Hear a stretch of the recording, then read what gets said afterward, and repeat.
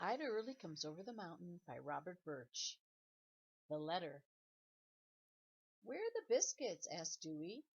The children had just returned from school and were in the kitchen. In the cupboard, said Ida, who was putting a jigsaw puzzle together at the table. But they don't have jam and peanut butter on 'em, complained Clay. Spread 'em yourselves, said Ida. She put the last piece into the puzzle and went over to the twins. You must learn to do things on your own. Why? Asked Clay, if you'll do 'em for us. That's just it. I won't always be here to do them for you, and you'd be better off anyway not to depend on me. But all the while she was spreading jam and peanut butter for them. If you go off, said Clay, I'm going with you. Dewey said, Ida won't go away, will you, Ida? Ida handed him a biscuit. I can't stay one place forever. I get restless. I get restless too, said Clay. We'll go with you, won't we, Dewey? Can Daddy go? Asked Dewey, and Randall and Ellen. Nope, said Ida, just me. When the time comes, I'll be going swoosh like a wild goose. Dewey said, You wouldn't go without telling us goodbye, would you? I wouldn't go if I had to say goodbye, said Ida. I believe in howdy. Goodbye ain't for me. She closed the cupboard door and asked the twins if they'd like to go for a walk in the woods. Clay and Dewey said yes, they wanted to go. They always liked to walk with Ida. After they'd gone, Randall and Ellen talked. Ida's going to leave any day now, said Randall. Yes, I believe she's been trying to tell us without coming right out and saying so. I wish she had let us really apologize to her, said Randall. Me too. I know what let's do, said Randall. Let's write her a letter telling her how sorry we are. I'll hide it in her knapsack and she'll come across it after she's gone. Then when she reads it, maybe she won't hate us as much. I don't think she hates us, said Ellen, but at least she'll know we really care. Let's write the letter. Randall turned to a fresh piece of paper in his notebook and asked, What should we say first? How about, wherever you are when you find this, you can be sure that we are missing you and wishing you were back with us, said Randall, writing the sentence. Ellen suggested that next they say, We are ashamed of the way we let our classmates tease you in the schoolyard. And we will never again fail to come to the aid of a friend, added Randall. But Ida's more than a friend, said Ellen. She's more like part of the family. Then you think of what to say. Ellen cupped her chin in her hands and thought for a long time. How about, we will never again fail to come to the aid of someone we love. Randall looked up.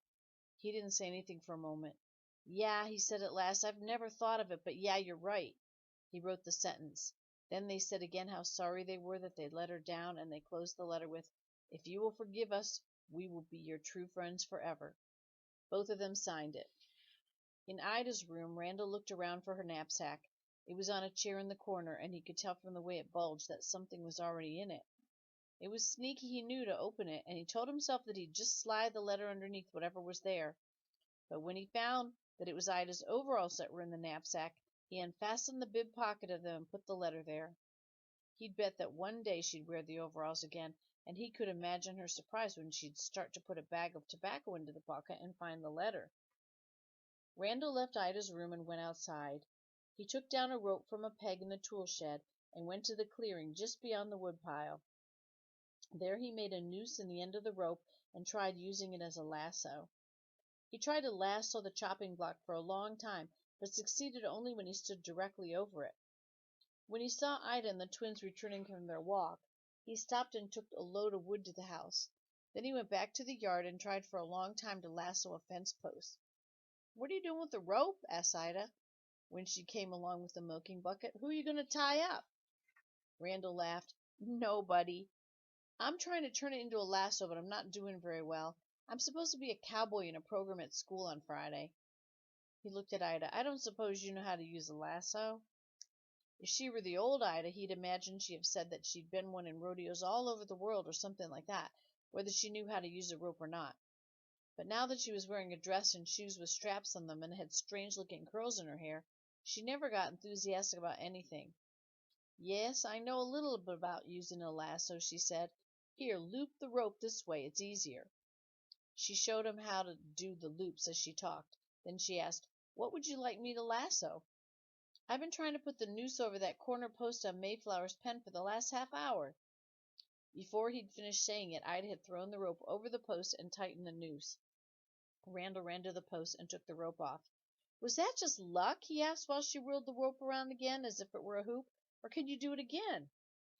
Ida threw the noose over the post again as if it were the easiest thing in the world. "Anything else?" she asked. Randall looked around for a suitable target. "Maybe that wash tub over on the laundry bench." "The big one or the little one?" asked Ida. "Or both?" Without waiting for an answer, she threw out the rope and put it around both tubs. They clanked loudly when they were pulled together. "That took 'em by surprise," said Randall. "What about that old sawhorse up there? Pretend it's a calf. Find me another rope and I'll tie that calf up for you." Randall hurried to the tool shed, and he brought back ropes that had once been used for plow lines. "The sawhorse, huh?" said Ida, and in a flash she put a rope around it. She pulled the sawhorse onto its side and quickly put another rope around it, and then another. "And now, ladies and gentlemen," she said, as if she were performing on a stage, "I'll lasso a moving target."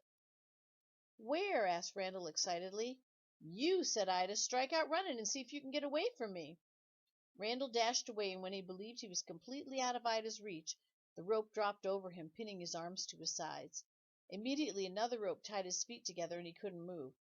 "That's amazing," he said, while Ida was untying him. "I want to learn." "Takes a while," said Ida, "but I'll give you a few pointers." Randall practiced with the rope while Ida did the milking, but he doubted he'd ever get the knack of it. Then he realized that he wasn't seriously concentrating on it. Thoughts were coming into his mind that were more important to him than learning to use a lasso. He'd been trying to think of a way to prove to Ida that he was not ashamed of her, and maybe this was it. He'd ask her to be on the program with him. When she came back from the barn, he said, "Ida, would you come to the program at school on Friday?" "Thank you," she said, "but I'd better not. It'd be interesting to see you being a cowboy, but—" Randall interrupted her. "No, I mean, would you be on the program and do some rope tricks and lassoing?" Ida grinned and her eyes sparkled. "Of course I will," she said. Then her grin disappeared and she shook her head. "No, but thanks all the same." "Please, won't you be on the program?" said Randall. "Our room's in charge of it, and it's about the Old West, and, well, you'd be great." He detected a gleam in her eye, and he hurried on. "There'll be lots of folks there. Some of 'em will be the ones who hollered at you that time you passed along the schoolyard." He hadn't meant to remind her of the incident. He looked at her, wondering if she'd be upset. She smiled. "I wouldn't mind showing them what I can do," she said. "Well, my part of the program comes up," said Randall. "Everybody will be thinking, well, he's not going to do anything special. They'll introduce you, and you can dazzle 'em with rope tricks." Ida laughed. "Yeah, I could do that all right." "You mean you'll come?" "I mean, I'll think about it." She started toward the house. "Maybe I'll be there on Friday. Just maybe." Rope tricks. The theme of the program was the Old West. Millie Jordan had thought of it when Mrs. Long, the sixth-grade teacher, had asked for ideas. The upper elementary and high school grades met once a month for an assembly, and this was the first time the sixth grade had been asked to put on the program. Naturally, everyone wanted it to be good. Because Millie had thought of the theme, Mrs. Long had said she could be program chairman. On Friday, just after lunch, Randall and J.C. hurried into the dressing room at the side of the stage. Everyone else was already there. Randall and J.C. had waited out front for Ida, but she had not shown up. Maybe she was just running late, Randall told himself. There was still time. But Ida was not there when the bell rang, which meant that the audience would soon be filing into the auditorium. Mrs. Carlyle, the principal, came into the room. "It's almost time to start," he said. "Is everything all set?" "Yes, sir, I think so," said Millie. "Where's Mrs. Long?" "She's out front with the rest of us," said Millie. "The rest of us," said Mr. Carlyle, laughing. "I mean the ones in the sixth grade who are not on the program." Mr. Carlyle laughed more, but he stopped abruptly. Pointing toward the corner near the door to the stage, he gasped, "What's that?" "It's a bear," said Millie, as if Mr. Carlyle didn't really know a grown bear when he saw one. "But when you told me about that part of the program, I didn't know you meant live animals." He sounded upset. Millie answered calmly, "The bear's the only live one." Mr. Carlyle looked at the boys who were sitting on the floor. "I thought it was all to be like whoever that is wearing the paper sack over his head with the dog's face on it." "It's supposed to be a coyote's face," said Millie. She turned to Randall. "I told Vivian that coyotes didn't have floppy ears." Vivian was their classmate who had done the artwork. Turning back to Mr. Carlyle, Millie said, And it's Timmy Rico who's wearing it. He's going to pretend to bark at the moon. Randall had helped Millie dangle a big yellow balloon from the ceiling of the stage. It was the moon. They'd put it just above the covered wagon. The covered wagon was made of big pieces of pasteboard glued together and nailed to an old bookshelf. Vivian had painted what looked like a wagon body and wheels onto the pieces of pasteboard. An old sheet had been put across the top. It was the cover of the covered wagon. The effect of it was not as real as that of the campfire nearby, a red lantern with chunks of wood stacked around it. The glow of the lantern made it look as if the pieces of wood were burning. Milly looked out the door to the auditorium. "They're not all in yet," she said. Then she explained to Mr. Carlyle, "Jeff and Roger are to be a buffalo. They don't look too much like one now, but when they go out on the stage they'll have a brown blanket over them, all scrunched up in the middle." Roger said, "'Cept it ain't brown, and it ain't a blanket," added Jeff. "It's an old yellow bedspread. Mama said that's all we had that was wore out enough to bring." Never mind," said Mr. Carlyle, looking at the bear again. The bear was owned by Mr. Paul Harley, who had a store out in the country. Almost every year he or one of his sons would catch a cub, and they'd tame it and train it, and keep it till somebody came along who wanted to buy a bear. Then they'd sell it and catch another one. People from miles around knew Mr. Harley's store because there was always nearly a bear in a cage out front. Mr. Harley was Milly's uncle. Randall knew that was how she'd been lucky enough to get a real wild animal for the program. It was the biggest bear that Randall had ever seen, and did not look at all playful like a cub. Usually the Harleys sold their bears before they were grown, but maybe nobody had come along who'd wanted this one. Mr. Harley's grown son Wilbur had brought the bear today. They were almost the same size, Wilbur and the bear, but Wilbur looked plenty strong enough to control any animal. His face alone, with squinty eyes peering out from behind a matted beard, would scare them, thought Randall. Even so, he was glad that Wilbur appeared to have a good hold on the rope that was tied to the collar around the bear's neck. Mr. Carlyle peeked out the door to the auditorium. "Well, it looks as if everybody's in place. We'd better begin. I'll go up and make a few announcements, and then turn the program over to you."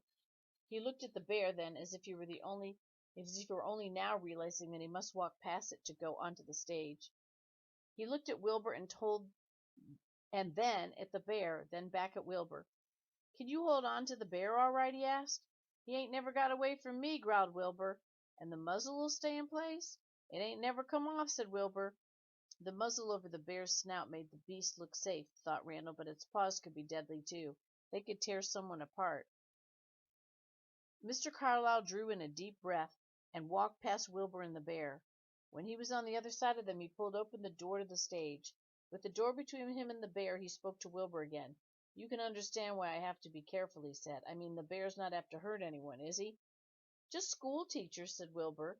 The children laughed, but Mr. Carlyle did not. He hurried onto the stage. After the announcements, Milly went out and told the audience how the program, called the Old West, was divided into 3 parts. She said, "The first part is music of the Old West, and here they are, the Old West singers and dancers." Randall's classmates who were on that part of the program went onto the stage and sat around the campfire. The girls sang "I Want to Be a Cowboy's Sweetheart." The boys sang "Whoopee Tee Tee Yee Yo, Get Along Little Doggies." Then they all did a square dance. Randall couldn't enjoy the music for worrying that Ida Early had not arrived. Of course, she said only maybe, but still he'd expected her to come. When the dance ended, Randall heard Milly telling the audience that the next part of the program was "People of the Old West." Suddenly he felt ill. It would soon be time for him to go on stage. He was to do nothing more than walk out twirling a rope, unless Ida had shown up, in which case he was to have her introduced her. Yet his stomach was queasy, and he believed his legs were going to give way beneath him. It was stage fright, he knew. He told himself he was being silly, but that didn't help. He'd been on programs when only 2 or 3 grades got together, but this would be the first time he'd ever been on a stage in front of a crowd.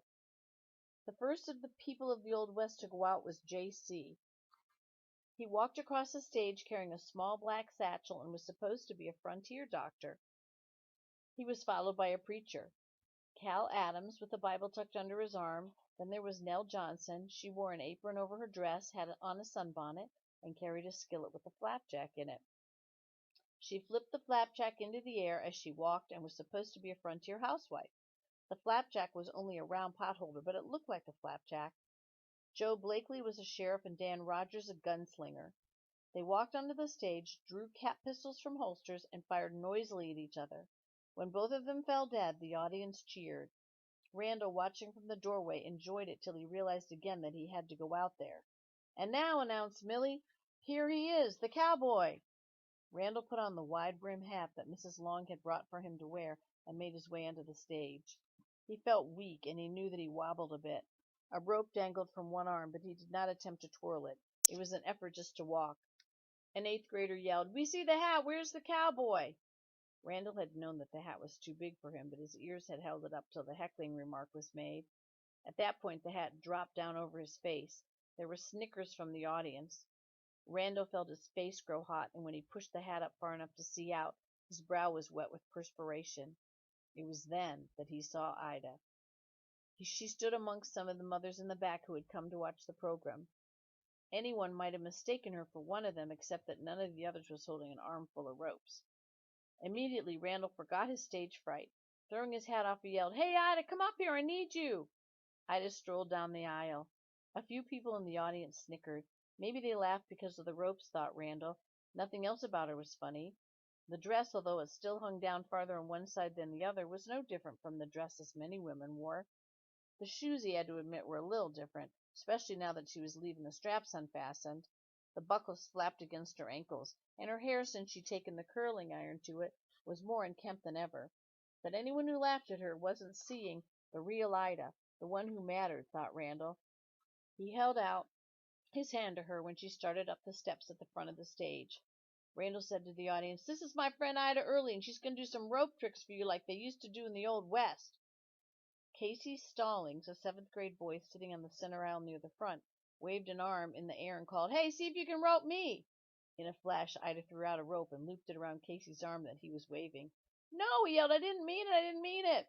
"Shouldn't say what you don't mean," said Ida, tugging at the rope firmly so that Casey couldn't loosen it. She put just enough pressure on it to make him move forward. He stumbled up the steps and onto the stage, and everybody in the auditorium laughed. "What else do you want roped?" asked Ida, as she unfastened the rope from around Casey's wrist.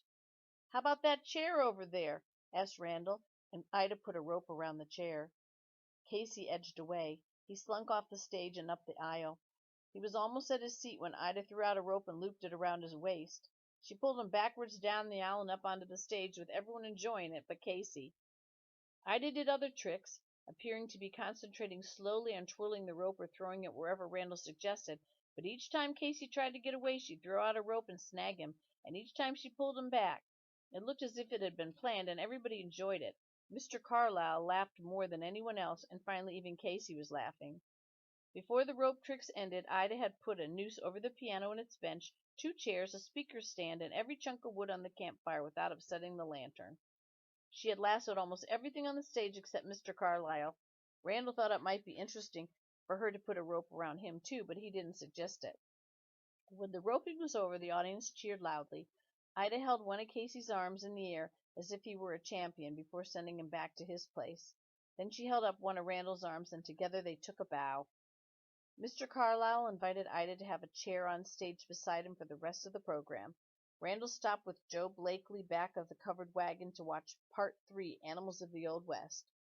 The buffalo was introduced first, and Roger, pretending to be the front half and Jeff the last half, with the bedspread over them, trotted out around the stage twice and then off. Next, Timmy Rico came out as the coyote. He sniffed around the campfire and then, on seeing the balloon moon, sat back on his heels and howled piercingly.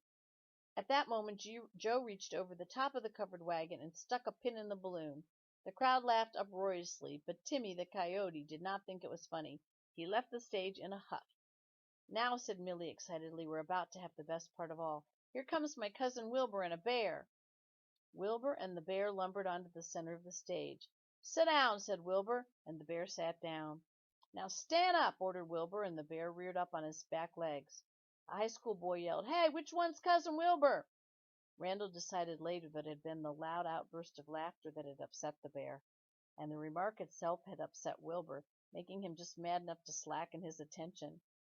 Randall had read that wild animals can sense it when a handler's concentration flicks off even for a second. The bear shook its head so ferociously that the muzzle went flying off to the side. At the same time the bear lunged forward. Wilbur, thrown off balance, lost his hold on the rope and went reeling backwards. He crashed through the middle section of the covered wagon and onto the floor. The bear moved swiftly toward the front of the stage, and people in the audience began screaming. Students near the front scampered to get away. The bear went to the edge of the stage. "Come back here!" yelled Wilbur, struggling to get to his feet, but the bear jumped from the stage onto the floor of the auditorium. Daisy Coker, in the middle of the second row, tried to climb over the seat in front of her in order to get away quicker. Her shoe caught on the armrest and she sprawled on the floor. There was nobody to give her a hand, as everyone who'd been near her had escaped. The bear leaped toward her, snarling fiercely with its front legs outstretched. It was only inches from her. Daisy, shielding her face with her hands, screamed. Suddenly, a rope dropped over the bear and pinned his front legs to its side. Ida tugged frantically at the other end of the rope. Randall rushed to her side, and together they pulled the bear back far enough for Daisy to get away. Then Ida put another rope around the bear, and then another. Soon there were so many ropes around it, pulled securely, that it looked like a furry crate tied up for shipment. Ida even put a rope around its mouth and held it shut till Wilbur could replace the muzzle. Finally, when the bear had been removed to Wilbur's pickup truck, everyone quieted down. Mr. Carlyle, appearing near collapse, said, "I think we'd better let that be enough program." "Yes, sir," said Millie. "That's the end of it, anyway." Mr. Carlyle asked the audience, "What do you think? Shouldn't we give a big hand to Miss Ida early?" At that the auditorium almost exploded. There was loud applause, foot stomping, cat-calling, shouting, and whistling. Ida went out to the middle of the stage and took a deep bow. Her eyes sparkled and she grinned at the audience as the cheering continued. During her struggles to pull the bear away from Daisy, one of her shoes had come off. Also, a sleeve of her dress had ripped at the shoulder. The sleeve, hanging now by long threads, dropped down below her wrist, but it didn't bother her. Nor did the shoe. She held it in her hand as she walked off stage, waving to the audience one last time. At home, the twins wanted to hear the story over and over about Ida lassoing the bear. Randall noticed that the story got better each time Ida told it. She added details here and there to make it all seem even more exciting than it had been. When finally the twins went outside to play, Randall and Ellen chatted with Ida about the program. "You ought to have heard my friends talking about you afterwards," said Randall. "They all wish you'd teach them to use a rope." "Did they recognize me?" asked Ida. "I mean, did they know I was the one they'd made fun of that time?" "They didn't till Dan Rogers suddenly realized it. Nobody would believe him till I told him it was true." Ellen said, "You know it's something the way things turn out. You saved Daisy Coker's life today, and she's the one in the schoolyard who yelled at you the most." "Was that who that was?" said Ida. She was quiet for a moment. "Well, I didn't recognize her either, or I might not have been in such a hurry to stop that bear." At that, she and Ellen and Randall laughed together so loud that the twins came running inside to see what had happened.